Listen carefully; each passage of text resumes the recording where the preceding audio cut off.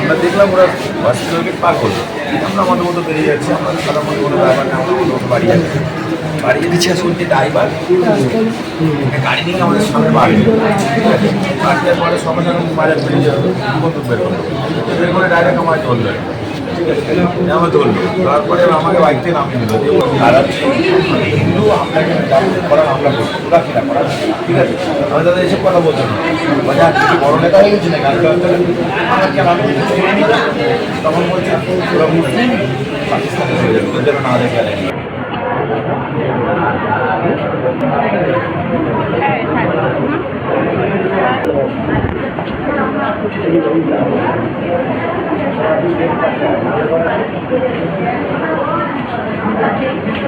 আমাদের পাশ দিয়ে একটা বাইক আসে, বাইকটা আমাদের গার্ড করে দাঁড় করাই, দাঁড় করার পরে মাজার থেকে রাইফেল বন্দুক বের করে, ঠিক আছে। ছেলেটা কে টিঙ্কু সুতার বলে একটা লোক আছে, ঠিক আছে, সে তারই গাড়ি চালায় সেই ছেলেটা, আর তার সঙ্গেই থাকে সেই ছেলেটা। এই দুটো ছেলে আমাদেরকে দাঁড় করায়, দাঁড় করার পরে মেশিন বের করে আমাকে গাড়ির থেকে নামিয়ে নেয়, নামিয়ে নিয়ে সাইডে যাই। আমি তখন বললাম ভাই কী আছে, তখন বলছে যে হচ্ছে চ কোথায়, আমরা কোথায় যাবো, আমি তো বাড়িতে যাব। আমি কেন যাব, বলছে আজকেই তো শেষ বাড়ি যাওয়া, আর যেতে হবে না। বললাম কেন, তা হবে কেন, বলতে বলতে তারপরে এই কথা এক কথা দু কথা বলতে বলতে টিঙ্কু সুতার ঢুকলো 10খানা বাইক নিয়ে, ঠিক আছে, তার সঙ্গে আরও লোকজন ছিল, টিঙ্কু সুতার, দেবা, ঠিক আছে, সব ঢুকলো। ঢোকার পরে আমাকে প্রচণ্ড হারে মারধর করলো, বন্দুকের বাদ দিয়ে আমাকে মেরে পিঠ, আমার বুক টুক, আমার মাথা ফাটিয়ে দিয়েছে, মাথায় সেলাই পড়েছে, ঠিক আছে। আজকে আমাদের ও টিঙ্কু সুতার বলছে আমি নাকি সংখ্যালঘু। আচ্ছা আমরা কি সংখ্যালঘু বলে মানুষ না? আমরা সংখ্যালঘু, আমরা কি মানুষ না তার জন্য? ও বলছে আমি হিন্দু, তুই সংখ্যালঘু, এখানে যদি কিছু করতে হয় সেটা পাকিস্তানে গিয়ে করবি, এখানে সব চলবে না, ঠিক আছে, এখানে আমাদের রাজ চলবে। আমি তখন বললাম দাদা এটা আপনি কিরাম বলছেন, ঠিক আছে। তখন বলছে যেটা বললাম সেটাই, বেশি কথা বললে দিয়ে দেবো, ঠিক আছে, বলে আমাকে আবার মারধর করলো। করার পরে আমি বাগানে পালিয়ে যাই, ঠিক আছে।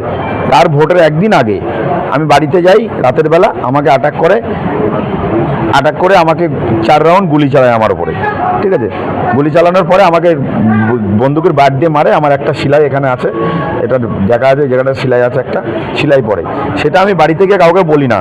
কেন বলি না, আমরা তৃণমূলের দলটা করি, আমরা যদি কাউকে কিছু বলি পাড়াতে গিয়ে সেই ভোটের এফেক্টটা পড়ে যাবে।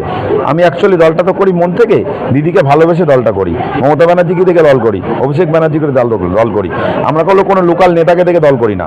আমি ডাইরেক্ট মমতা ব্যানার্জির সৈনিক, অভিষেক ব্যানার্জির সৈনিক। আমার কথা হচ্ছে আজকে যদি আমরা এইভাবে মারধর খাই, আর আমরা সংখ্যালঘু বলে কি আমরা এইভাবে আমরা অত্যাচারিত হব? অঞ্চলের